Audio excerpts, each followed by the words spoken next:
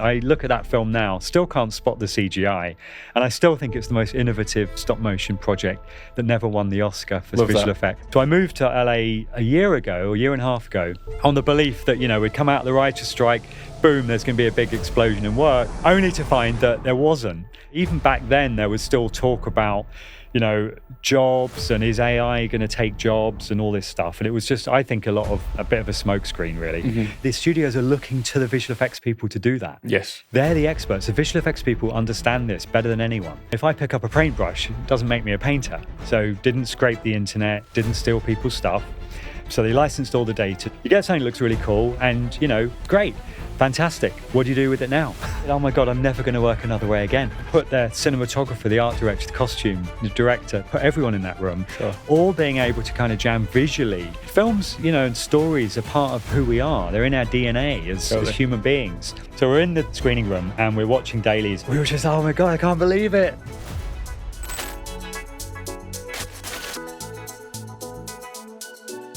Yes, VFX world. Welcome to episode 10 of the VFX Script Podcast with Motus VFX.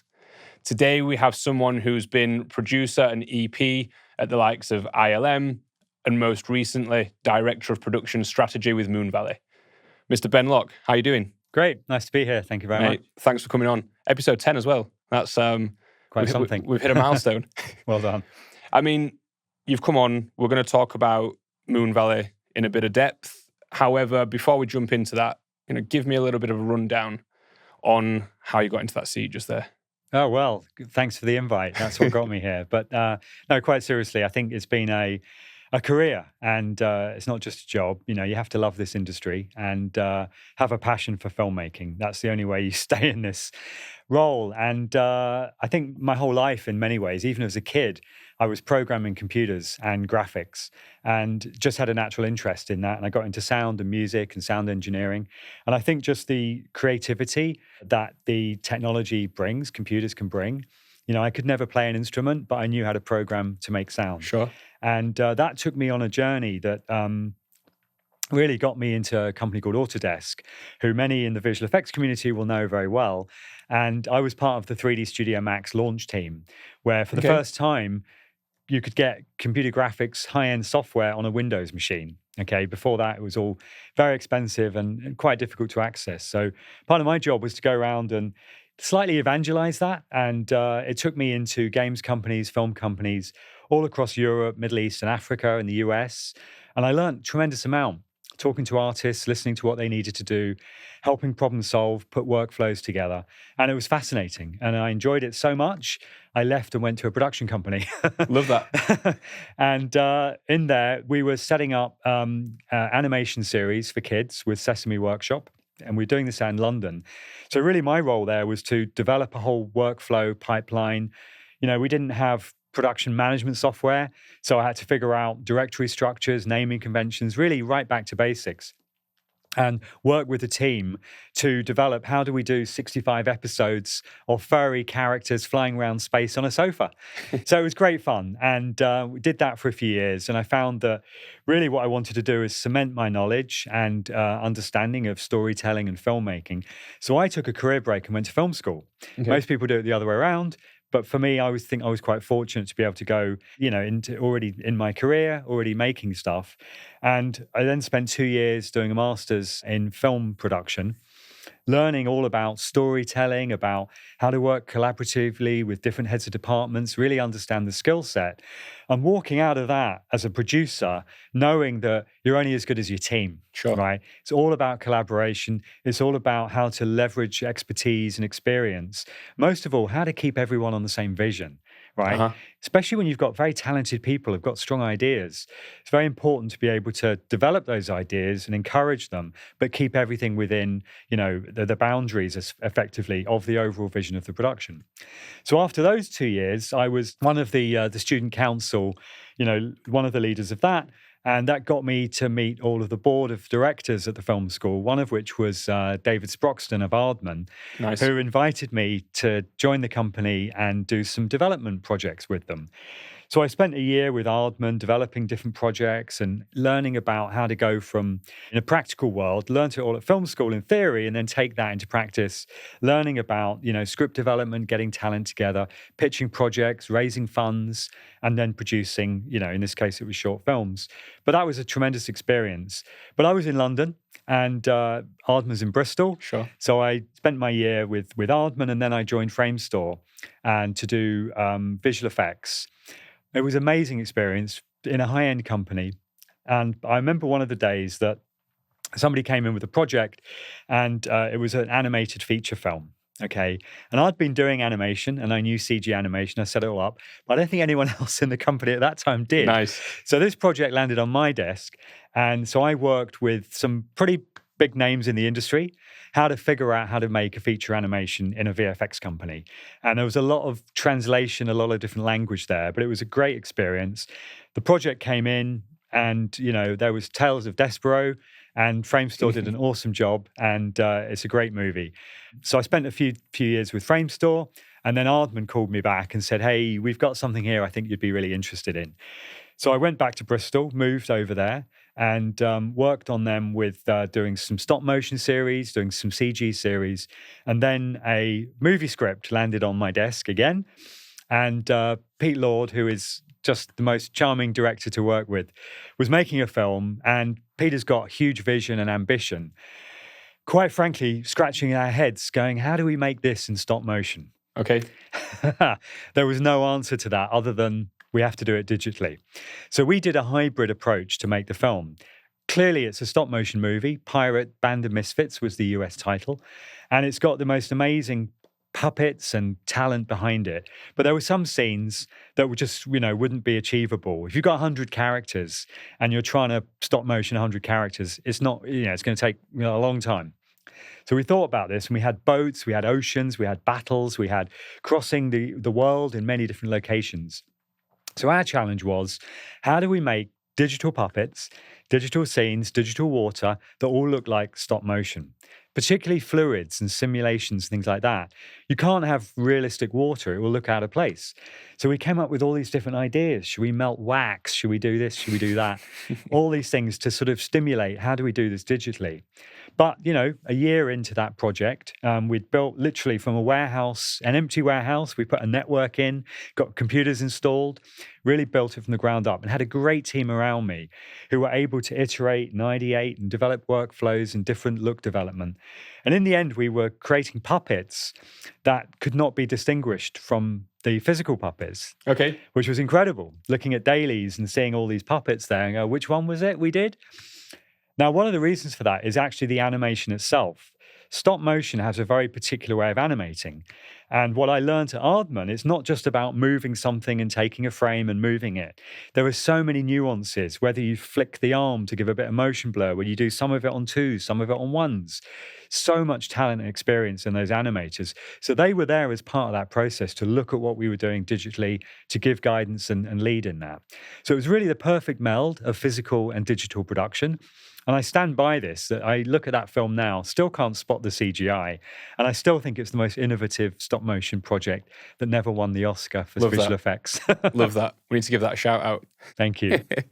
And so, you've gone on, like I said, worked with ILM, Crafty, and then Moon Valley's come around.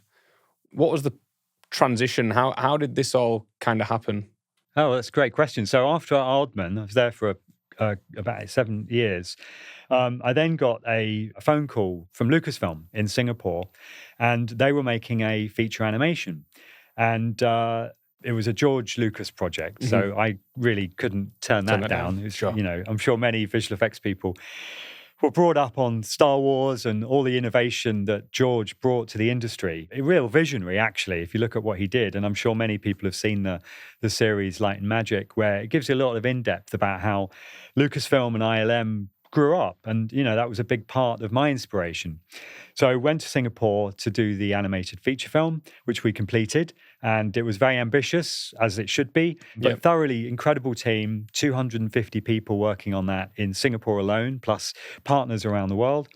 And we delivered that project. It looked incredible. And at that time, Disney was in the process of buying Lucasfilm and wanted to reboot the Star Wars franchise. So I was lucky enough to be part of that team to do the Force Awakens. And there was a lot of enthusiasm around at that time. So I went on to do Force Awakens, which led to Rogue One, a few other projects, and Steven Spielberg's Ready Player One. So ILM was an incredible place to work, amazing talent, great resources, innovation all the way. And that's been part of my career, is innovate, test boundaries, try new way of doing things. How does technology support storytelling and filmmaking? So that was an awesome experience, which I will always treasure. And while I was in Asia, in Singapore, I finished up at ILM and I thought, well, while I'm here, I should go and explore a bit. So I went to work for different companies, including a company in Japan for 2 years. And I helped set up a studio in Malaysia and did a project in filming in India and really got to experience lots of different things. And even through the whole COVID and all of that time. But I kind of got to a point where I thought, I've been working in the film industry for over 20 years and 25. And I thought, well, the heartbeat really in many ways is still Los Angeles. I know production has changed a lot over the last couple of decades, but really in many ways, the sort of heartbeat is still here. There's a lot of creative here, producers, directors, storytellers. The finance is clearly still here, even if it gets distributed around the world. So I kind of wanted to be then at the center of that and experience, the history of Hollywood. Yeah, sure. What did it really mean? Is it all an illusion, the land of dreams, or is it, somewhere you can go and really cement your career even more? So I moved to LA a year and a half ago, on the belief that, we'd come out of the writer's strike, boom, there's going to be a big explosion in work, only to find that there wasn't. Yeah. But that was actually quite fortunate in some ways for me, because it gave me the opportunity to go around, embed myself into Hollywood and meet all the people it would have been quite difficult to meet otherwise, because everybody was trying to figure out what to do next. So that took me in touch with a company called Asteria, and I was introduced to them from a friend of mine in London who had worked on Ready Player One with me. And he introduced me to them. So I went to Asteria, and I'll tell you a bit more about where I ended up. So I go to this studio. It's called the Mack Sennett Studios. Okay. Many people may not have heard of Mack Sennett, but he was one of the pioneers of early filmmaking in Hollywood. And Mabel Normand, who was probably the first comedy director, who she blazed a trail for incredibly innovative, dynamic comedy with Charlie Chaplin and people like that. So, I'm going to this studio and it was built in 1916, didn't have a roof originally. Love it. There were 2 sound stages there. There were all the mechanics of lifting up the backs, the Sykes and all of that. It was incredible. I ended up spending the whole day there, meeting the team, talking to everybody about innovation in filmmaking. And it was an appropriate place to do that. So I've come from a lot of technology. I've worked with, early days of motion capture with, helped set up a whole previs department, did virtual production and, AI, what they call AI machine learning, been working with that. So we all got talking about, where do we go with this industry? Where is it going? How does this technology support it? It's been going through tough times. Budgets are shrinking. Audiences are, diluted across many different media. So how do we reinvent this? How do we revitalize the industry that we all love with a passion? Yeah. So that's how I got into the door. And I stayed in the door through all these conversations. And at the end of that day of chatting to everyone, it was pretty obvious. And they said, hey, why don't you just come and work here? Love that. Help develop these workflows, look at how we can really educate the industry, get people on side, bring the artists with us. Even back then, there was still talk about, jobs and is AI going to take jobs and all this stuff. And it was just, I think, a bit of a smokescreen, really. Mm-hmm. So we wanted to cut through that and get to the reality. And that meant testing the system. Does it work? How does it work? How do you get the best out of it? How do you ensure the creativity? How do you ensure the quality is there? So that's a big part of my role in the company, is to do that and work with, the big film studios, work with independent directors, work with cinematographers, art people, obviously lots of visual effects people. So I talk to all these people across the industry about, where does this technology make sense to use? Where does it not make sense to use? How do we evolve it? It's really in its infancy, so we don't know where it's going to go. But I think it's up to this industry to lead the way and not just sit back, let it all happen around them. So that's how I got into this.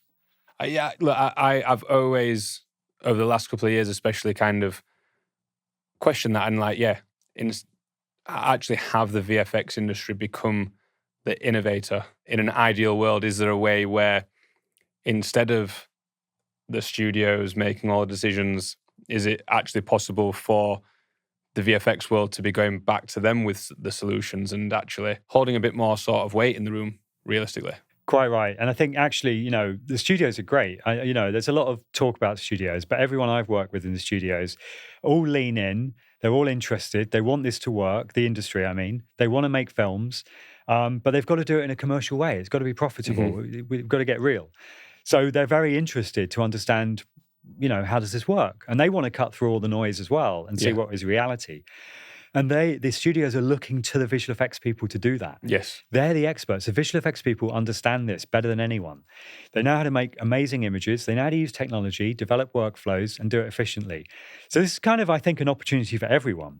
It's just got to be managed properly. And so people don't feel excluded. They don't feel that their talents and expertise are being overlooked. Sure. The machine does not replace people. It can't do it by itself. And anyone who is not an expert or anyone who doesn't understand visual effects tries it. They will think, I'm told the machine will do it for me. Yeah. But come on, let's be honest. When we've seen what comes out, that it's not somebody who's got an eye necessarily or taste who understands it, don't have the language. Yeah. So all the visual effects people I work with in this technology produce amazing results. Yeah. What I see elsewhere is not. And that's not any criticism of other people. I'm not, if I pick up a paintbrush, it doesn't make me a painter, right? Sure. I can paint and I might love it, but I'm not sure the rest of the world will. Brilliant.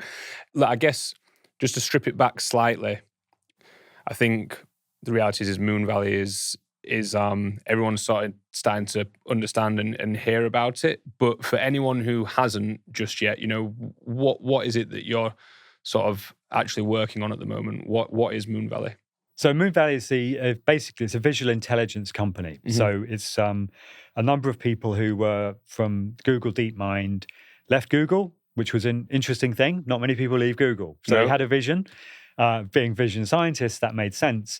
And they went about wanting to make a generative video model that was actually based on using data that they licensed. So didn't scrape the internet, didn't steal people's stuff. So they licensed all the data to see if we could make a generative AI model that worked. And that led to some really interesting results. So the model is called Mari, and it's easily one of the most powerful models. If I said 32 billion parameters, most people scratch their heads. What does that mean? Me included. Well, it means that it's a lot of way of processing data. And all these parameters are ways of looking at data, understanding that data, and recreating it. So it means that Mari, the model, understands the physical world really well. It understands how light works, gravity, simulations, how things interact, everyday objects, what they all are, and how that works. What it doesn't know anything about, superhero movies. Yeah. Right. We didn't do that. We didn't just download everything and scrape everything to teach it. What we did is build a foundation model that is extremely smart and it learns really well. So we can teach it very specific things. So if you took a superhero movie, you could teach it about that world and it will understand that world better than any model because there's no dilution of data. Sure. Okay, because it hasn't got the whole world chucked into it, good and bad. It's got curated, targeted data. What does that mean? It means that when we did a kind of soft launch in March to test it, we found the holes in it. Oh, it's not very good at, tornadoes or something. So we would then go and source tornado data, pay for it, license it as training data, and teach the model. So we found all the gaps it had in the normal world. And then we say to filmmakers, okay, now we can train it on specific things you need it to do. Okay, but we'll do that legally and ethically. Yeah. So that was the first thing. The other thing was that the Moon Valley vision scientists saw an opportunity for the media and entertainment industry and then worked with Asteria, which is a creative lab. The two companies kind of merged together. And so that the visual intelligence people build the technology, the Asteria creative people test it and develop it, and they all feed back to each other. Got you. So we then build a model that is targeted for media and entertainment industry. It's done in a clean, licensed way. And most importantly, is that it was built with the tools for filmmakers. Working in visual effects and other media, you know quite quickly that you develop something, you talk about it, you show it, you get feedback, you make changes, directors come in and say, that's great, I love it, but hey, I'd really like to explore if we can do that. So having control over your generations is extremely important. Most models, you can type something in, press a button, and you get something that looks really cool. No doubt. These models are very powerful. Yeah. You get something that looks really cool and, great, fantastic. What do you do with it now? Right? Sure. It's very difficult to change things. It's difficult to iterate and explore ideas that way. So you don't really have much control, and you're giving creative agency over to the technology. You're kind of pointing in the right direction, but you don't really have a lot of say. Mm-hmm. AI works by filling in the gaps. If you don't tell it something, then it will make it up. And sometimes it makes it up really well, and sometimes it doesn't. What we felt was that actually we don't want the machine to make stuff up, right? We're creative people. I work with art directors who know what they're trying to do, know what they want. Directors come in and say, I know I need the shot to look like this. Cinematographers come in and say, this is how the lighting should be. Yeah. These are talented people. Yep, sure. We want to make use of that. So we built the model to be able to enhance that talent, to be able to work with people, with their ideas, with their direction, and be able to generate things that they can respond to and iterate on and adapt. So that was the other thing we did. We built the model with controls into it, rather than a lot of open source models that have great technology and you can download bits and bolt them on and all that. But actually what happens is the machine, it's the engine itself gets a little confused. Okay, it's got too many different notes coming in. And I kind of liken it, if you're a visual effects artist and you're working on your shot and you've got 5 people behind you giving you notes, it can get a little confusing. That's a bit like these AI models that are not built for this. So we built this in a way that the artist controls each part of it, and those controls are understood by the other controls within it. So it's much more robust, much more reliable, and you really get out of it what you want, and you can get consistency and you can iterate on it. So that was our philosophy, and we launched it just 3 months ago.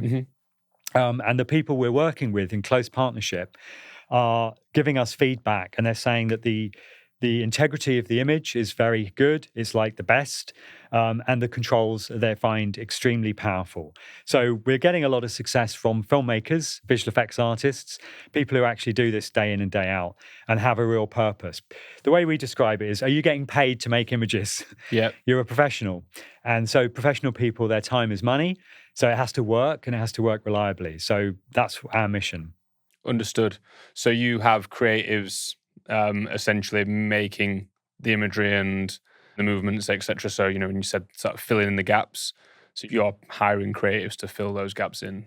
So we have a team in-house, and they're kind of jamming on it every day. They're coming up with really cool workflows, problem solving. We know what needs to get done, so we've got people figuring out how to do that. If the model can't do something, we can feed that back to engineering. They can write the tools, modify the machine, update the code, and give it back to us. So actually it works really well in that partnership. But equally, we're working externally with people who have been doing this, visual effects for 25 years, 30 years, 10 years. People who are real, have a lot of expertise, who are actually working today on big movies, shows, all this sort of stuff for these studios. And for them, they're very motivated and incentivized to get this to work. So I found actually, visual effects people have been problem solving their whole lives. For sure. You open up your Nuke workflow, you figure it out. And you've got, you're trying to get to a shot and you've got a plate. How do I get it to work? So they're the best people to take this on. And we find the success comes working with high-end visual effects people who really have good incentive to solve these problems. And that's really cool. And I think definitely positive to hear that kind of workflow, because as you said, there are companies out there scraping and I'd say unethically sort of building up their data sets. You're not doing that, but I guess that must kind of bring its own challenges as well. So more of a long game, I guess. What are the biggest challenges that you're facing right now? Well, I think generally speaking, there's a process of I call it education. I chair the education committee at the Visual Effects Society, and I also lead the Conversations in Innovation for the Producers Guild.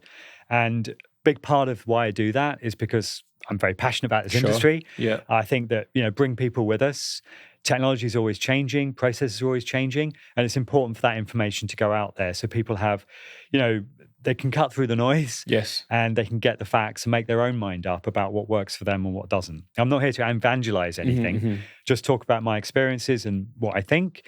People can buy into that or not. So the big challenge is that I don't want people being afraid of this technology. Yeah.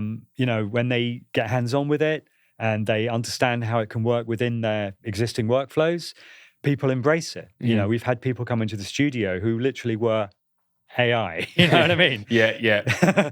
And we show them and talk about it and, explain how it's a creative tool, how if they've got a vision, this can enhance that vision and it can help them get to their end goal quicker. And there's no sense of being replaced. You can't do it by itself.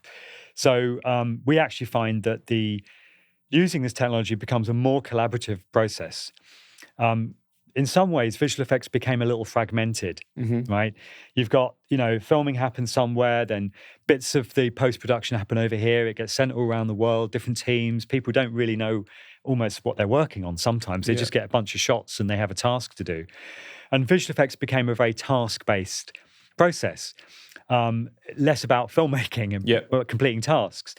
So what we found is that when we get a team of people together, like we have in our studio up the road, it becomes a great communication, walking around, looking at how to solve problems, talking again. It reminds me of the early days of visual effects when we had small teams working on creative processes and tasks, technical problem solving, creative problem solving, extremely collaborative and quite quick, actually. And it's all sort of slowed down a bit.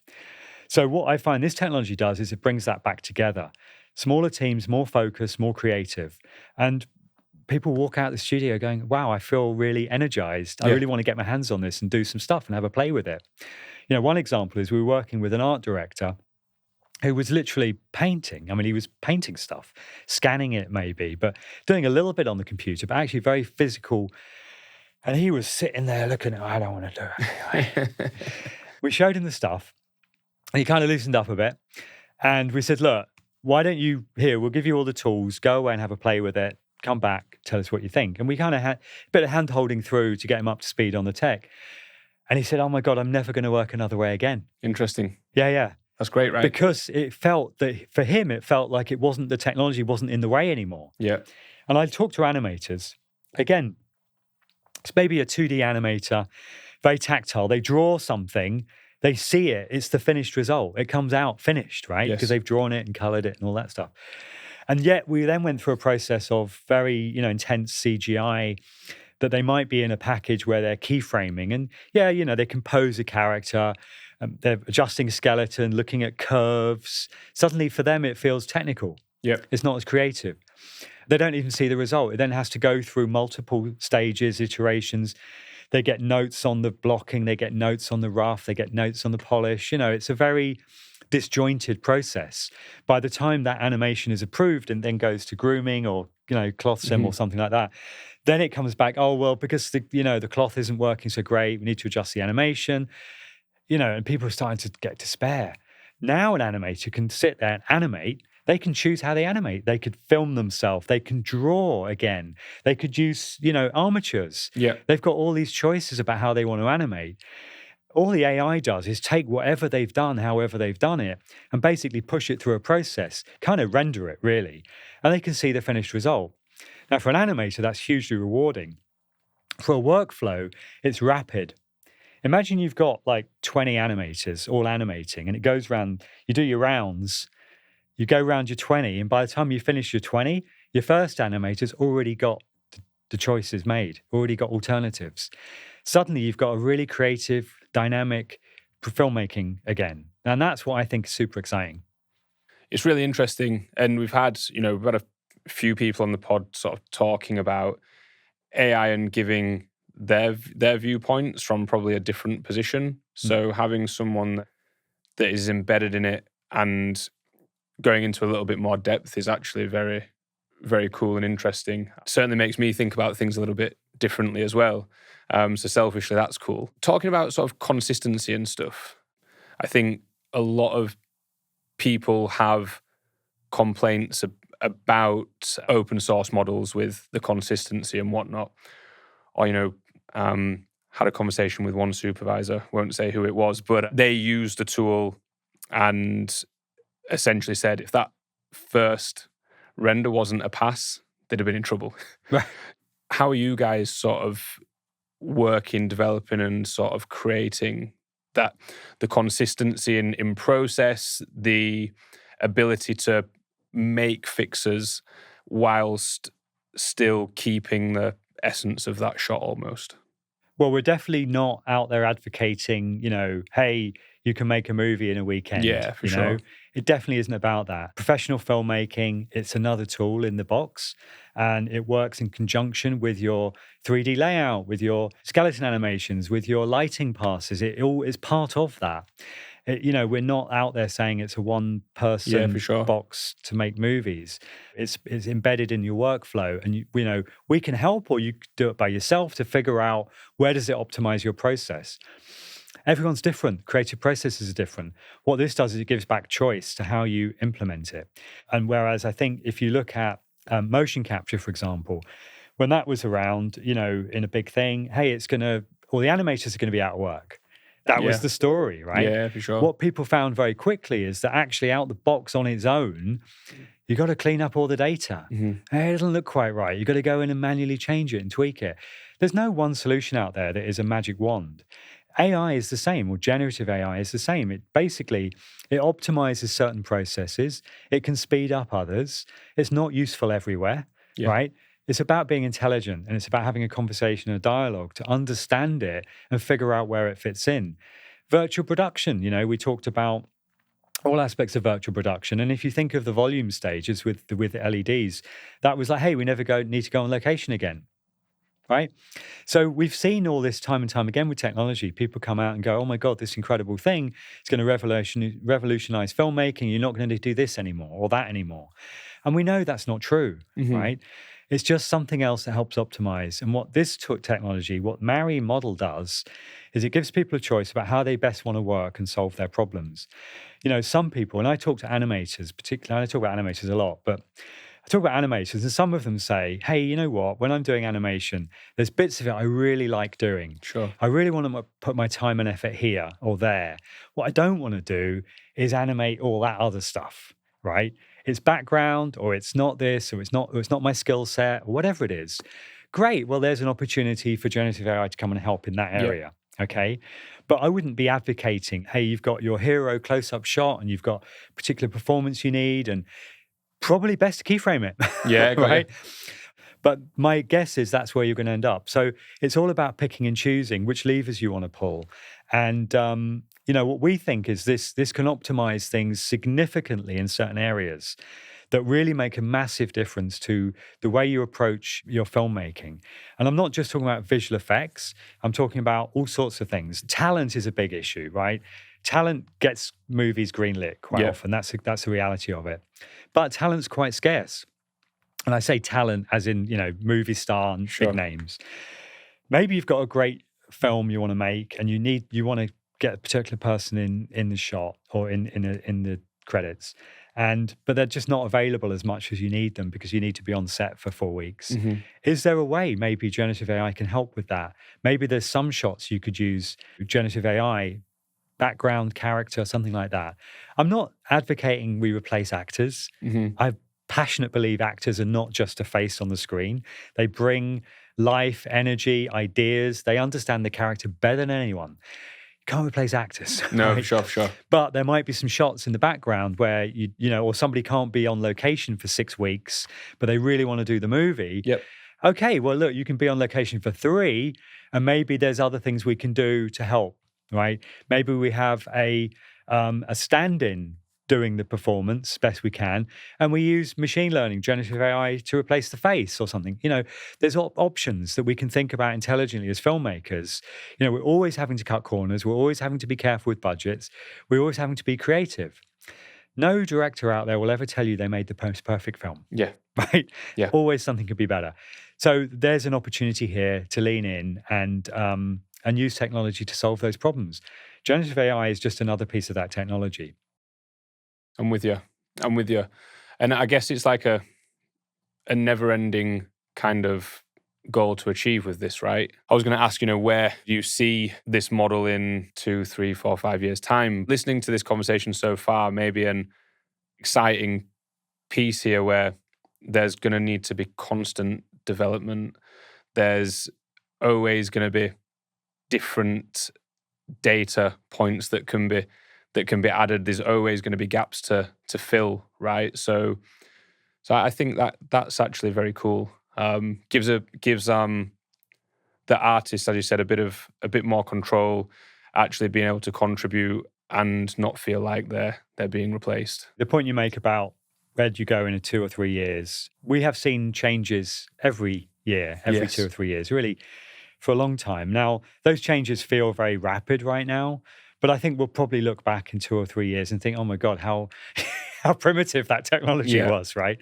And anyone who's using it right now professionally, to try and make shots is going to think, oh my God, it's changed so much. Totally. So I think it's just going to streamline a lot more. I look at technology and, not just in filmmaking, but anywhere along the line. Most people on their phones, have maps, right? And they can guide them around anywhere in the world at any time. Ask them, how does GPS work? Yeah, got you. Nobody knows. But they know how to use the maps on their phone because that technology has been packaged up to made easy, right? So that'll happen with this too, and it'll be everywhere, and we know that. Generative AI, making pictures, making images, things like that is great, and that'll happen everywhere. But we're interested in this industry and visual effects and animation and filmmaking. So how's it going to work here? Now, I think I said earlier that, to stay in this industry, you need to be really passionate about it. You need to love it, embrace it, the challenges and the rewards. And I think that visual effects kind of exploded over the last couple of decades. There's a lot of people working in it. And a lot of those people who have leaned in and are excited about what technology is going to do have a great future ahead of them because they're people who understand technology is always evolving. Yeah. And, sort of trying to understand that, get the best out of it, help solve the problems, and actually lead it. Don't sit back waiting for everyone else to figure it out. Get in there, get your hands dirty, roll up your sleeves, figure things out. Is actually more exciting that way. Totally. So I think, where we're going to be in a few years' time is that if you think about a writer's room where you've got 6 writers sitting together, bouncing ideas off each other, coming up with character development, identifying problems, figuring them out. Great. What a fantastic environment to be in.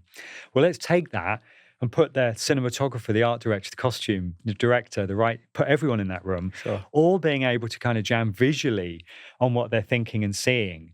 And I think you've got an incredibly exciting, dynamic environment there where ideas are tested and we'll get much stronger stories, we'll get better visuals, we'll get much more exciting, dynamic films made. And yes, I do think films will be made quicker and cheaper. I do. But all that means is that the director and the writers and all those creative people have more time to make more films. Yep. Now, yes, maybe we're going to move away from massive $200 million budgets and needing to take $1 billion at the box office because that's what they need. Sure. We might move away from that back to much more high volume, new films coming out every week, getting people excited to going back into the cinemas. Great. Maybe we'll be able to see more stories that are more niche because there's less risk. People can afford to be more experimental. Maybe they can make films for more unique audiences. Maybe we'll get more voices from around the world. I think we're going to see a huge change in storytelling and filmmaking over the next few years for people who want to do it but haven't had the opportunity before. So I'm quite excited about that. I don't think it takes anything away from anyone. I think it's the opposite. Actually, it creates more creativity, stimulates more conversation, more dialogue. Films, and stories are part of who we are. They're in our DNA as human beings. And what they actually do as well is they speak to our culture. They help develop culture and identity and who we are, what society we live in, what society we want to live in, what kind of people are we. And in some ways, maybe that's been a little diluted over the last 20 years as the budgets have all gone up and the need for box office. Got to be more generic, got to try and speak to a world audience. Kind of lost a little bit of culture in that. So I would love to see that come back. And I think, this technology is one of the paths to do it. Pretty well put, mate. Liked that. And, because that's been a huge talking point recently about the storytelling. And, I guess from my uneducated opinion, it's like I've, again, seen over the last number of years is actually that the actors, the actresses, the directors, the writers of the projects that have had the smaller budgets, their careers seem to have accelerated way quicker. And actually, I think as viewers, again, my personal opinion, have enjoyed that because it was a focus on the storytelling, the individuals, the makeup crew, the VFX departments, etc. It's using smaller teams, which means there's a different mindset. There's a level of, we have to really deliver something awesome here because we might not get another shot. And actually, when you're not thinking about the dollar sign, the project tends to be a better finish. Right. So to get back to storytelling, mention something really interesting and talking about that old school, new school kind of potentially going full circle together. Movies being shot on film, not digital, and the challenges that then has, but using models that you're developing and creating, how can they sort of work in sync and then create something different? I mean, is that possible? I don't think it's just possible. I think it's inevitable. Okay. And, I was thinking when you said that about, the studio we're in. 1916 studio, they made black and white silent movies. And when you look at how they made them, they would shoot 2 reels, right? So 9-10 minutes a reel movies. And they would do 2 a week, right? 2 movies a week they would shoot. Got you. Charlie Chaplin, when he directed his first film, shot it in a day. Nice. Right? Now, they're short films, but he did it in a day because it was about ingenuity, creativity, and working with what you had, right? So you have a time, you get this done, and then you figure out with what you've got how to tell your best story. And having the creator, director, etc., involved in that process from the beginning to the end is extremely advantageous. 2 examples from now, these days, and it's the full circle you're talking about. You look at what won the Oscar for Best Visual Effects, and you look at won the Oscar for Best Animation. Godzilla -1, 30 people in a room, the director was in there, supervising, making the film. Yeah. Flow, independent filmmaker, kind of doing on his, he had a team obviously, but he was hands-on doing it and approving it. Filmmakers making films is fantastic. And I think if we can get back to, directors and, supervisors and all these teams of people being in the room when it's being made, fantastic. The more hands-on, the better. I know not every director knows how to do it, but if they're in the room while it's being made, they can talk about it, they can understand all the processes going on. I think we'll feel that they're more invested, and getting a lot more. And I'm not for a second saying no director's not invested. Of course they are. No, for sure. But they're a little bit removed from the day-to-day of what's going on. And, these post-production and visual effects can take a year and a half. And directors are already making their next films. Yeah, it's very hard for them, right? To try. They've got to keep 2 things in their head, and it's an incredible talent to do that, but it's difficult. So I do think there was an element of full circle where we went back from very ingenious filmmaking, spontaneous, not making it up as you go along, but figuring out as you go. And back to, the sort of, we went through this kind of slightly industrialized process of visual effects that has become, I hate to say commoditized, because I don't want to dilute any of the work anyone's done on it. I know how hard it is and how much work goes in, how passionate it is. But I also know it's quite hard for a lot of visual effects artists who are on the box, getting a task list every day, and maybe feeling a little detached from, the film they're making. And that's not easy either, right? So why don't we fix that problem, get people more involved in the actual filmmaking, understand the creative process, having a stronger voice, being able to show their work finished as much as they can. And I think we'll see, a lot of changes that come out from that. Interesting, because again, like we mentioned a little bit earlier on about visual effects companies maybe having a bit more of a say, more of a seat at the table, and again, this is it's just me thinking and then obviously asking the questions, but it's like, is there a way that what you guys are doing and building, is there a way that visual effects companies can start to actually create their own IP? They always could. Yeah. Well, yeah. They always could. I think that there is an element of, you look at where visual effects came from with the ILM model, or with the digital domain model. Filmmakers, passionate about what they did, love the creativity. we kind of moved into a mode where certain people came in to make money. Yep. When I was at film school, one of my film tutors who worked on the original Star Wars, funnily enough, she was a script supervisor. One that she said is, don't come into this business to make money. Yep. You might make money, and some people do, but don't come into it to make money, right? You've got to be passionate and believe in it. Now, I have seen visual effects companies where really it's about just people coming in, really just to build a machine and, task-based machine to make money. And a lot aren't like that, but some are. And I think, I'm less interested in those for sure. people and those companies. I'm interested in a lot of the companies I've worked with where it's been about, hey, look, we've got a passion for filmmaking. We love the technology. Let's get a team together. Let's make some great films and help support, directors and producers in their journey. So I do think that you have to have passion and belief and a desire to make films and be part of that process. But I also think that production companies and studios need to recognize how important visual effects is as part of that process. Sure. Just as they've got, in the room, camera department, costume department, art department, the visual effects department. And they did do that when it was part of the company. When it became this kind of, sent around the world to anonymous people from the studio's point of view, we lost a lot of that. So yes, I'm really hoping we can get some of that back. That'd be cool. I'd quite like that. Yeah. From someone who came into this industry from an, being an outsider.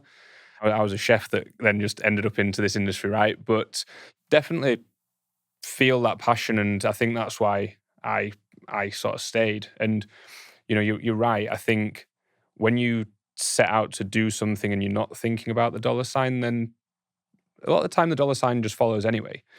And then, giving the visual effects companies the recognition that they deserve. An easy punching bag sometimes, if a movie doesn't quite hit, maybe has a bit of a dip at the box office, it's quite easy to blame visual effects, which I massively disagree with, and actually potentially more of a complacency from the storytelling point of view, actually just reliant on awesome visual effects to try and carry them through that movie,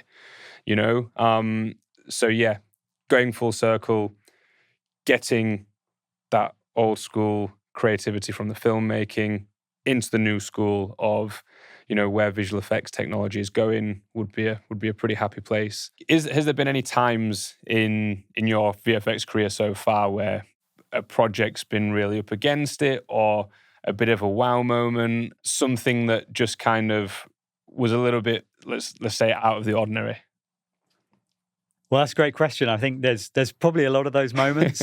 Actually, something comes to mind when we were doing Force Awakens and we had the team there, and it was such a big deal with the film coming out. We were all excited about the film, and we'd get dailies, and so everything they shot, we'd get dailies. And I was visual effects producer, so I had to look at dailies. But so many people on the crew were like, I'm not going to go and watch dailies. I don't want to see the rushes. I don't want anything to spoil it. Okay, fine. But of course, some of us had to because we're seeing what the shots are. So we're in the viewing room, screening room, and we're watching dailies, and it's the scene, Han Solo and Kylo Ren moment, when they're in the big expanse and they come together for the first time. And no spoilers. There's the moment where, Han Solo is struck down and we were in the room going, ah! And we were just, oh my God, I can't believe it. And it was just, we were all up in arms about it and excited and thrilled, that I'm your father moment. Literally. It really was, and in many ways. And so we were all looking at each other and we come out of the room, and of course we're all sworn to silence, can't talk to anyone about it, even other crew members. So, you've got that kind of coffee machine moment where you're looking at each other, I can't believe that happened. And that was super funny. And it's kind of a bonding moment with the crew for those of us that saw it at the time. Yeah. And then later on, when the whole film saw it, we said, yeah, we couldn't tell you about that. That was kind of fun. So there were lots of stories like that. And it's a part of the bonding of, your visual effects crew. And, you get to work on some great movies sometimes and see things. And, particularly at Lucasfilm, you're all sworn to silence all the time about everything, to the point where even out socially. I was with a friend of mine, and he knew I was working on the movie, and we're in this really nice bar in Singapore overlooking the bay. And we, got talking to friends, and I don't say anything about what I'm doing, but my friend said, oh yeah, he's working on Star Wars. And I said, oh, no, I can't talk about it. I said, oh, go on. No, we can't talk about it. Brilliant. He's going, I'll buy you a drink. I said, I'm not going to talk about it. You can buy me a drink. So it's kind of fun moments like that. Love that. I always finish a pod with the same question. I didn't give you a heads up on this. So we'll see where you go. But can you give me one peak of your visual effects career so far? Oh, I see. Well, I have to say I've been fortunate in many ways to have worked with some of the best people I feel in the world and on some of the most interesting projects. So there is no one peak in many ways. But I could say that I still believe what we did at Aardman was really revolutionary and really spoken about, because we did not want to take away from the stop motion element of it. And because it was so cool, people love it so much. The film could not have been made, I know you say this about a lot of films, couldn't have been made without visual effects, I know that. But as I say, the techniques we developed, the team we pulled together from scratch, everything we built from the ground up to deliver a movie in a few years from nothing to what we delivered was an incredible achievement by the team. And that film holds up and will always hold up. It's one of those timeless films where the technology is invisible. So that's incredible. But I do need to go on and say that Force Awakens, the most exciting crew, the buzz going around the world for that film was an incredible thing to be part of and help deliver, and be inspired by and inspire. It was really quite something. But there's been many projects. To sit in dailies listening to Steven Spielberg talking about his vision for a film was just for me. He's one of my icons. Also another peak. I've had quite a few. I love it. Very lucky. But I also feel actually that when you hit certain peaks, it's time actually to go and do something else. Sure. And I don't mean something else in a different job, industry. I mean a different challenge, a different approach. So that's why I've kind of explored so many different paths, because, I feel that, I remember standing on stage with Rich Webber, getting our BAFTAs and feeling like, oh my God, I don't need to do anything else now. But actually, there's always something else to do. And it's looking for that next challenge, that next opportunity, and bring people with me and be part of a team. It's an incredibly exciting, rewarding, career to have. It has its ups and downs like anything, but that's kind of what makes it fun as well. It's a great answer. And, look, I love it because I asked that question and actually, off the back of it, a few more peaks do kind of creep up, and that's exactly what I want, because the reason for this podcast is, some insights, trying to give VFX a bit more of a voice, but also that nostalgia, remembering why we got into this industry in the first place kind of thing. So thank you so much. Appreciate it. Thanks for the invite. Awesome. Nice to see you.